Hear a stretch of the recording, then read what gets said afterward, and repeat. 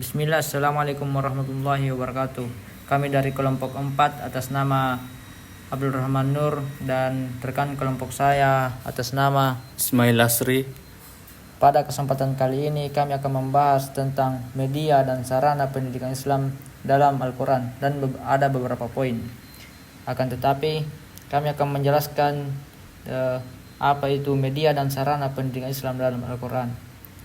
Al-Quran menekankan pentingnya media dan sarana pendidikan Islam dalam proses belajar mengajar. Media pendidikan yang digunakan dalam Al-Quran meliputi media alam, media manusia, dan media tulis. Media alam, Al-Quran menggunakan alam sebagai media pembelajaran. Contohnya langit, bumi, matahari, bulan, hewan, dan tumbuhan dapat dijadikan contoh untuk menjelaskan konsep pendidikan seperti kebijaksanaan, hikmah, dan petunjuk jalan. Media manusia, Rasulullah SAW menggunakan dirinya sendiri, perkataannya, dan perbuatannya sebagai media pendidikan. Media tulis, Al-Quran sendiri adalah media tulis yang sangat penting dalam pendidikan. Selain itu, dalam sejarah nuzulul Quran digunakan media tulis seperti pelapa kurma, lempengan batu, dan daun lontar untuk mencatat wahyu. Nah, itulah tadi pemahaman tentang media dan sarana pendidikan Islam dalam Al-Quran. Selanjutnya kita masuk ke poin yang pertama, yaitu Quran Surah Al-Isra ayat 14, yang dimana Allah berfirman, A'udzu billahi minasyaitonir rajim, Iqra kitabak kafa binafsika al-yawma 'alaika hasiba. Yang dimana artinya, bacalah kitabmu, cukuplah dirimu sendiri pada hari ini sebagai penghitung atas dirimu.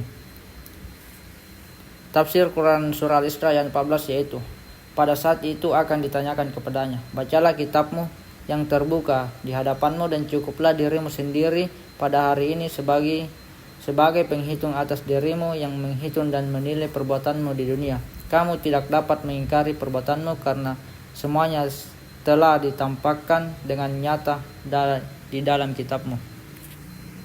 Kemudian kita masuk ke poin yang kedua, yaitu Asbabun Nuzul. Asbabun Nuzul Quran Surah Al-Isra ayat 14 berkaitan dengan kejadian ketika orang-orang Yahudi ditanya oleh Nabi Muhammad tentang kebenaran dan mereka menyembunyikan sebagian informasi atau memberikan jawaban yang tidak sepenuhnya benar. Ayat ini diturunkan untuk mengingatkan tentang pentingnya kejujuran dan bahwa setiap perbuatan manusia akan dicatat dan dipertanggungjawabkan. Baik, selanjutnya poin yang ketiga akan dilanjutkan oleh teman kelompok saya. Baik, selanjutnya kita masuk pada poin ketiga terkait dengan isi kandungan ayat surah Al-Isra ayat 14. Yang pertama itu adalah pertanggungjawaban pribadi. Ayat ini menegaskan bahwa setiap individu bertanggung jawab atas perbuatan dan dosa-dosanya sendiri. Tidak ada yang bisa memikul dosa orang lain. Kemudian yang kedua, kitab catatan amal. Ayat ini mengisyaratkan bahwa setiap amal perbuatan manusia dicatat dalam sebuah kitab. Kitab ini akan menjadikan bukti nyata atas perbuatan mereka di dunia, dan mereka tidak dapat mengingkari apa yang tertulis di dalamnya. Kemudian yang ketiga, pentingnya menghitung perbuatan. Ayat ini mendorong manusia untuk selalu mempertimbangkan dan menghitung perbuatan-perbuatan mereka agar dapat menjadi pelajaran dan pengingat untuk terus berbuat baik dan menghindari perbuatan buruk. Kemudian yang keempat, keadilan Allah. Ayat ini menunjukkan keadaan Allah Subhanahu wa taala yang sempurna. Setiap orang yang akan mendapat balasan sesuai dengan amal perbuatannya, baik itu pahala atau siksa. Tidak ada yang akan dirugikan atau dibebani dengan dosa orang lain. Kemudian yang kelima, tidak ada penghapusan atau perubahan. Ayat ini menegaskan bahwa kitab catatan amal tersebut tidak akan dapat diubah atau dihapus. Setiap catatan perbuatan dan tetap menjadi bukti nyata atas perbuatan manusia di dunia. Baik, kita memasuki poin yang terakhir terkait dengan analisis tarbawi. Nah, di surah Al-Isra ayat 14 menyampaikan pesan tentang keadilan Allah dalam perhitungan amal perbuatan manusia di akhirat. Ayat ini menegaskan bahwa setiap orang akan dibaca kitab perbuatannya dan ditimbang secara adil. Keadilan ini menekankan bahwa setiap orang bertanggung jawab atas perbuatannya sendiri dan tidak ada yang akan menyalahkan karena semua perbuatan telah dicatat dengan jelas. Yang pertama, pesan tentang keadilan dan tanggung jawab. Ayat ini mengajarkan bahwa Allah adalah hakim yang adil dan tidak akan menyalahkan siapapun. Perbuatan baik akan dihargai dan perbuatan buruk akan dipertanggungjawabkan. Ayat ini mengajarkan bahwa manusia harus bertanggung jawab atas perbuatannya sendiri dan tidak ada yang dapat memikul dosa orang lain. Ayat ini memberikan pelajaran untuk selalu berhati-hati dalam berbuat baik dan menghindari perbuatan buruk karena semuanya akan dihitung dan dipertanggungjawabkan di akhirat. Kemudian yang kedua, perilaku yang diharapkan.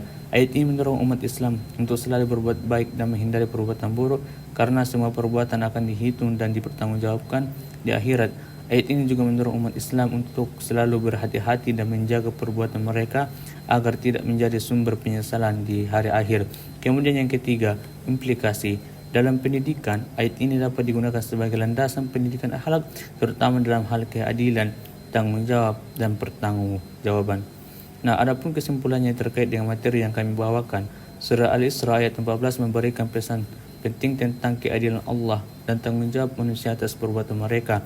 Ayat ini dapat digunakan sebagai landasan pendidikan akhlak untuk membentuk generasi yang bertanggung jawab dan berbuat baik serta menghindarkan diri dari perbuatan buruk. Baik, mungkin itu saja materi yang sempat kami paparkan. Lebih dan kurangnya mohon dimaafkan. Billahi fisabilil haq fastabiqul khairat. Assalamualaikum warahmatullahi wabarakatuh.